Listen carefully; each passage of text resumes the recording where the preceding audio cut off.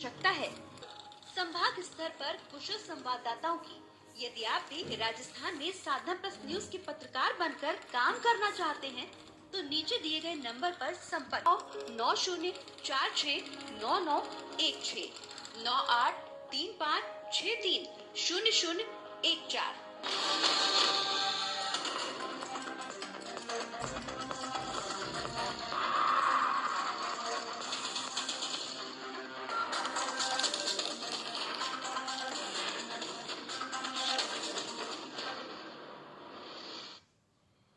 नमस्कार, आप देख रहे हैं साधना प्लस न्यूज। आप सभी का स्वागत है हमारे राजस्थान के हमारे इस बुलेटिन में। आपके साथ मैं अंजलि। बुलेटिन की शुरुआत करेंगे, लेकिन इससे पहले नजर डालते हैं आज की तमाम सुर्खियों पर।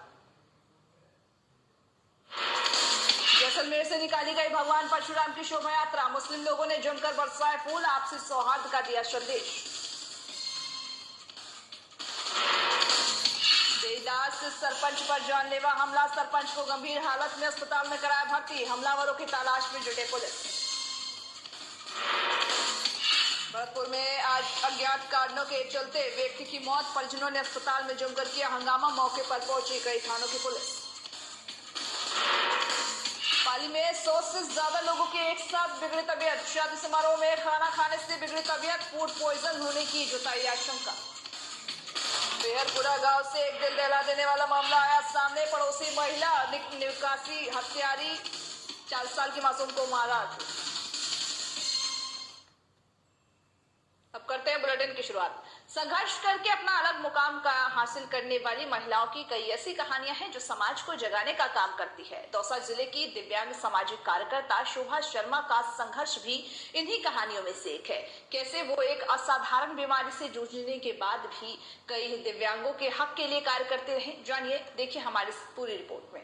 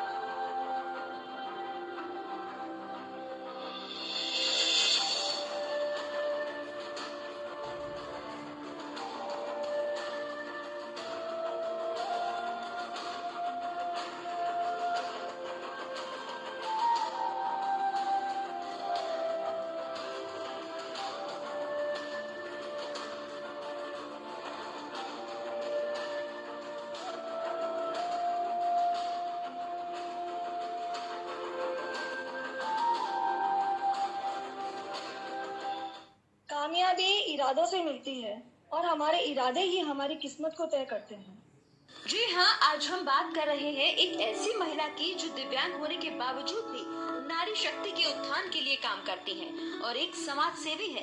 ये समाज सेवा ही नहीं बल्कि हर एक गरीब और जरूरतमंद इंसान की मदद भी करती है, जिससे जो पीड़ा उन्होंने भोगी है वो पीड़ा कोई और न भोग सके।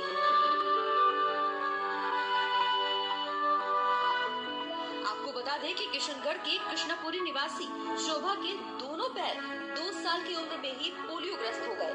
माता पिता ने बहुत इलाज करवाया, लेकिन स्थिति जस की तस रही और उनको इस बीमारी से निजात नहीं मिल सकी। बावजूद उसके शोभा ने अपना हौसला नहीं तोड़ा और अपनी कमजोरी को अपनी ताकत बनाकर अपने जीवन की शुरुआत की।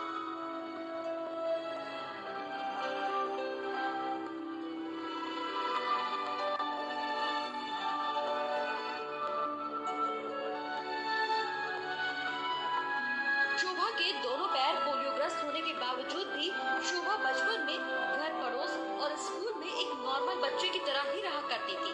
जब धीरे धीरे वो थोड़ी बड़ी हुई और उनको आने जाने में परेशानी होने लगी, लेकिन उसके बाद भी उन्होंने हार नहीं मानी और वो निराश नहीं हुई। घर में ही पढ़ाई करने का उन्होंने फैसला लिया। उसके बाद उन्होंने अपने पढ़ाई को भी पूरा किया, जिसके बाद शोभा ने जीवन साथी के रूप में दौसा के प्रेम मोहन शर्मा को चुना और अपनी वैवाहिक जिंदगी को बनाया।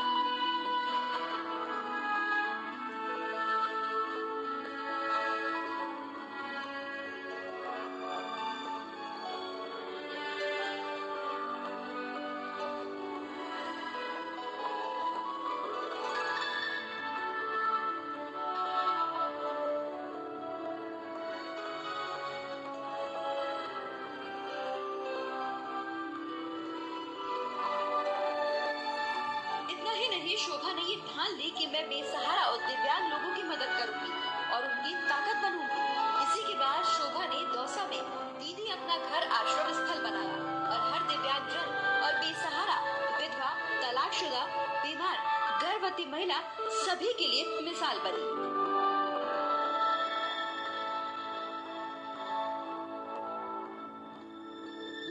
आपको ये भी बता दें कि शोभा नेशनल और स्टेट पैरा एथलेटिक्स टूर्नामेंट में साल 2016 से साल 2019 तक 3 गोल्ड, 4 कांस्य और 1 सिल्वर पदक भी जीत चुकी है।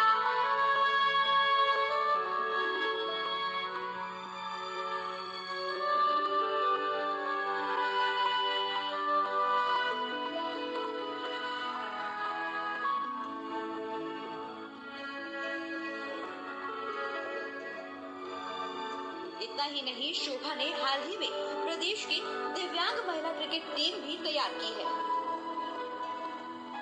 नारी शक्ति शोभा ट्रस्ट के जरिए शोभा ने राजस्थान के सभी जिलों के साथ ही पंजाब, हरियाणा, जम्मू कश्मीर, छत्तीसगढ़ और उत्तर प्रदेश में भी अपनी टीम तैयार कर यहाँ सामाजिक सरोकार और नारी शक्ति उत्थान का कार्य शुरू कर दिया है। शोभा दिव्यांग जरूर है, लेकिन मन मजबूत और दृढ़ संकल्पित है। अपनी हिम्मत, हौसले और जुनून के बूते ही आज वो अपने परिवार और शहर के साथ साथ देश दुनिया में अपना नाम रोशन कर रही हैं। खुले आकाश में उड़ान भर रही हैं। खेल, व्यवसाय, अदाकारी सहित तमाम विधाओं में एक मुकाम पा चुकी है। उनके जज्बे को लोग भी सलाम करते हैं। नमस्कार। नमस्ते। हमारे इस खास कार्यक्रम घर की लक्ष्मी बेटियां में आपका बहुत बहुत स्वागत है। मेरा आपसे पहला सवाल ये है कि स्त्री इस शरीर से परे भी कुछ है, यह हमेशा प्रमाणित करने की जरूरत क्यों पड़ती है? स्त्री इस शरीर से परे है, ये हमेशा प्रमाणित करने की जरूरत नहीं पड़ती है। एक औरत के लिए एक चैलेंज होता है कि एक औरत सिर्फ एक शरीर की सुंदरता ही नहीं है, या मर्दों को या पुरुषों को जो भी है सिर्फ शादी ब्याह या उनकी देह से ही अट्रैक्शन नहीं है, वो अपने आप में एक अलग से अस्तित्व रखती है। और समय समय पर औरतों ने ये साबित किया है कि वह सुंदरता या सिर्फ इन चीजों से हटके भी उन्होंने देश में, वर्ल्ड में ऐसे नाम रोशन किए हैं। ऐसे कई चीजें उन्होंने साबित करी है कि एक औरत की शरीर कोई मायने नहीं रखता, उसके जो गुण है वो स्पेशल मायने रखते हैं और वो इन गुणों से कुछ भी कर सकती है। अगर हम बात करें पुरुषों की, तो पुरुषों में कितनी ही बुराइयां भले ही क्यों ना हो, लेकिन हमेशा अच्छाई की उम्मीद महिलाओं से ही क्यों की जाती है? ये एक, हम कह सकते हैं कि समाज के अंदर औरतों पे एक बहुत बड़ी बात है कि मतलब औरतें, पुरुष कितने भी कुछ भी हो, लेकिन हर हमेशा एक्सेप्ट औरतों से किया जाता है। आज पुरुष गवर्नमेंट जॉब करता है और लेडीज भी गवर्नमेंट जॉब करती है, पर वो घर पे आके खाना बनाएगी, वो अपने बच्चों को पालेगी। अगर उसमें जरा सी कमी हो जाती है तो पुरुष उस पर हावी हो जाता है और वो जॉब करके आता है, वो बैठ जाता है कि मतलब औरत ही है जो करने वाली। तो ये थोड़ा औरतों को इस चीज से बहुत ज्यादा, मेरे हिसाब से सारी औरतों को इस सिचुएशन से गुजरना पड़ता है। तो कृपया कम से कम पुरुष को चीज समझनी चाहिए कि वो दोनों बराबर हैं, सिर्फ औरतों को इसका टारगेट ना बनाए। जैसा कि हम जानते हैं, आप पैरा एथलेटिक चैंपियन में प्रथम स्थान प्राप्त कर चुकी है, ये कैसे संभव हो पाया है? आज से 5 साल पहले की बात है। मुझे पता चला राजस्थान में भी विकलांगों के लिए गेम होते हैं, खेल होते हैं, जैसे नॉर्मल लोगों के लिए होते हैं। तो राजस्थान पैरा स्पोर्ट्स में मैं दिनेश उपाध्याय जी से मिली और उन्होंने मतलब दिव्यांगों के लिए राजस्थान पैरा स्पोर्ट्स चलाया। तो मैं उनसे मिली तो वो मुझे खेलों में आगे लेकर आए और वहाँ उसके लिए प्रॉब्लम तो मुझे बहुत आई। मैं अपनी कैटेगरी में 6 गोल्ड लेकर आ चुकी हूँ और राजस्थान में इस बार मैंने 3 गोल्ड लिए हैं। प्रैक्टिस, सबसे बड़ा चैलेंज ये आया था कि प्रैक्टिस कैसे करें, क्योंकि हमारे गेम में एक जगह बैठ के शॉर्ट पुट होता है, जो गोला फेंक, भाला फेंक, सब कुछ। तो अब बच्चों के साथ फैमिली में बिजी थी, तो मैं कैसे करती। जयपुर में स्टेडियम में जाना पॉसिबल नहीं, परिवार को छोड़ के कोच रखना पॉसिबल नहीं। फिर मैंने घर पर ही स्टैंड बनवाया। स्टैंड बनवा के जस्ट सामने ही मेरे बच्चों ने मुझे डेली प्रैक्टिस करना स्टार्ट किया। सुबह जल्दी उठती, वॉक करती, घर के कामों से फ्री होके मैंने इस चीज को रूटीन में रखा और उसका ये नतीजा हुआ कि मैं अब तक 6 gold medal, 3 bronze medal, 1 silver medal, 4 bronze medal और 1 सिल्वर मेडल अब तक मैं जीत चुकी हूँ। इसके साथ ही राजस्थान पैरा स्पोर्ट्स की रिप्रेजेंटेटिव भी रह चुकी हूँ और बहुत से विकलांग जो लड़कियां हैं, लड़के हैं, उनको मैंने यहाँ ट्रेनिंग दिलवाकर और यहाँ पे उनके लिए व्यवस्था करी और काफी विकलांगों को इस गेम में आगे लेकर आ रही हूँ, ताकि उन लोगों को मैं गाइड कर सकूँ, जो प्रॉब्लम मुझे आई वो दूसरों को ना आए। और इसीलिए मैं काफी इसमें बहुत लोगों ने मेरी मदद भी करी और इसीलिए आज मैं ये मेडल जीत पाई। और उड़ीसा भी गई, वहाँ पे भी खेल कर आई हूँ, तो नेशनल प्लेयर का अवार्ड भी मिला। जैसा कि हमने सुना और आपने भी बताया कि आप दिव्यांगजनों व बेसहारा लोगों की मदद करती हैं, तो इसकी प्रेरणा आपको कहाँ से मिली? एक्चुअली बचपन से ही मैं खुद एक दिव्यांग हूँ, व्हील चेयर यूजर हूँ। मैंने एक देखा है कि हमारी लाइफ बहुत प्रॉब्लम में होती है, तो मैं लाइफ में कुछ ना कुछ शुरू से करना चाहती थी, लेकिन अदर संस्थाओं के साथ में जुड़ी होती थी, छोटी मोटी हेल्प करती थी। बट सडनली मेरे सामने एक ऐसा केस आया, एक लड़की मोनिका शर्मा नाम की लड़की थी, तो उसके हस्बैंड ने उसको, वो लड़की जयपुर की थी, उसके हस्बैंड ने उसको छत पर से धक्का दे दिया। धक्का देने से और दूसरी शादी कर ली और वो विकलांग हो गई। वो केस जब मेरे पास आया, मैं उससे मिली, तो तब तक भी कुछ ऐसा था कि मुझे नारी शक्ति शोभा ट्रस्ट नहीं बनाना है, आराम से करना है। बट उस लड़की की कंडीशन फर्स्ट पे वो मतलब आश्रमों के धक्के खा खा के, क्योंकि आश्रमों की हालत आप सभी जानते हो, और मैं आश्रमों से बिल्कुल थोड़ा सा अवॉइड करती हूँ कि इन लोगों को घर की जरूरत है। उसकी पूरी स्कीम मतलब जल छिल गई थी उसकी कंडी। और जब वो लास्ट में मरने की स्टेज पर आई, तो एसएमएस हॉस्पिटल में उसने ये बोला कि शोभा दीदी को बुला दो। जब वो उसकी डेथ होने वाली थी, तो ना वो बिल्कुल विकलांग थी बेचारी, और उसके जो घर वाले थे, भाई बहन, उसके रियल ब्रदर ने उसको आश्रम में छोड़ दिया। आप जानते हो आश्रमों की स्थिति क्या है और एक विकलांग के लिए कितनी प्रॉब्लम है। तो उसने कहा, दीदी मैं मरूं तो आप है ना मेरी चिता को आप ही आग जलाएं। वो मुझे बहुत हर्ट कर गया। उसी समय मैंने सोच लिया कि अब इन लड़कियों के लिए मैं खड़ा होंगी। तो मैंने वही एसएमएस हॉस्पिटल के अंदर नारी शक्ति शोभा ट्रस्ट की नींव डाल दी। क्योंकि उसके जो बहुत बड़े बड़े पैसे वाले उसके चाचा थे, जो जयपुर के अंदर रह रहे थे। उस दिन का दिन है, आज का दिन है। वे प्रत्येक जो विकलांग लोग हैं, औरतें हैं, नॉर्मल जैसे हमारे साथ सीमा जी ऐसी औरतें हैं, इन लोगों के लिए मैं आधी रात को भी एक कॉल आने पर मैं भागती हूँ। इसकी नींव नारी शक्ति की यहीं से रहती है। मेरा आपसे अंतिम सवाल ये है कि आज की नारी को आपके माध्यम से आप क्या संदेश देना चाहती हैं? मैं नारी चाहे सकलांग हो चाहे दिव्यांग हो, उनको एक मैसेज जरूर देना चाहूंगी कि कभी भी वो हार ना माने। एक पावर उन्हीं के अंदर है। अगर जिस दिन एक औरत ने अपनी शक्ति पहचान ली, वो कभी भी प्रॉब्लम में नहीं आएगी। इसलिए कभी भी हार ना माने, और हमेशा जो भी आपके सामने चैलेंज आता है, उसको चैलेंज समझ के एक्सेप्ट करो। और मैं पूरा विश्वास के साथ कहती हूँ, आप उस चैलेंज को जीत जाएंगे। इसका साक्षात प्रूफ काफी डिसेबल लोग हैं। मैं खुद हूँ, जिनको आज लोग मतलब उदाहरण मानते हैं। तो कभी भी जिंदगी से हार मत मानना और हर चीज को चैलेंज समझ के पूरा करना। कामयाबी इरादों से मिलती है, और हमारे इरादे ही हमारी किस्मत को तय करते हैं।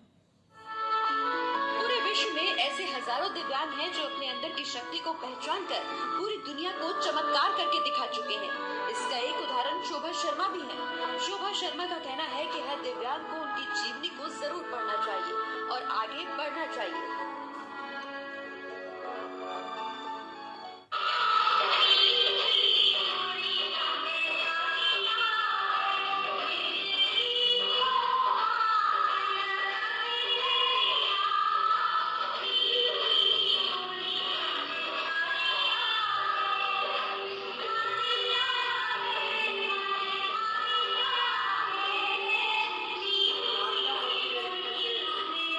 जयपुर से साधना प्लस न्यूज के लिए पूजा जोशी की रिपोर्ट।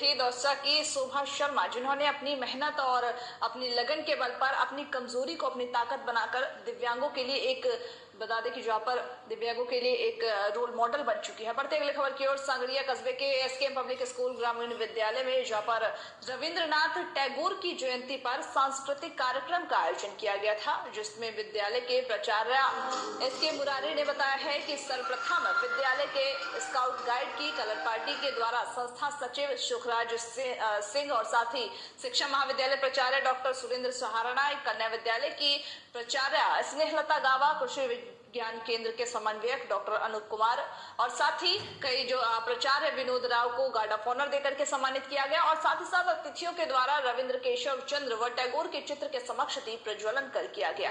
सांस्कृतिक कार्यक्रम में रविंद्र संगीत को 5 अलग अलग भाषाओं फ्रेंच, अंग्रेजी, हिंदी, बांग्ला, आसामी में विद्यालय के समक्ष दीक्षा, मन्नत, भव्या और अक्षित ने गाया, जहाँ पर रविन्द्रनाथ टैगोर के द्वारा रचित कविता जूता आविष्कार को विद्यालय के छात्रों द्वारा नाट्य रूप से अध्यापक राजेंद्र सिंह, सरिता झा और विद्यासागर शर्मा के मार्गदर्शन में छात्र रोहन आदित्य अर्णव झा ने प्रस्तुत किया। बता दें कि रविन्द्रनाथ टैगोर की जयंती मनाई गई है। इस दौरान कई सांस्कृतिक कार्यक्रम का आयोजन किया गया था, जिसमें जो बच्चे थे, स्कूल के जो बच्चे थे, उन्होंने सभी ने प्रतिभाग लेते हुए सांस्कृतिक तरीके से सांस्कृतिक जो हमारी परंपरा है उसको दर्शाया, जहाँ पर छात्रों ने ऋतुओं पर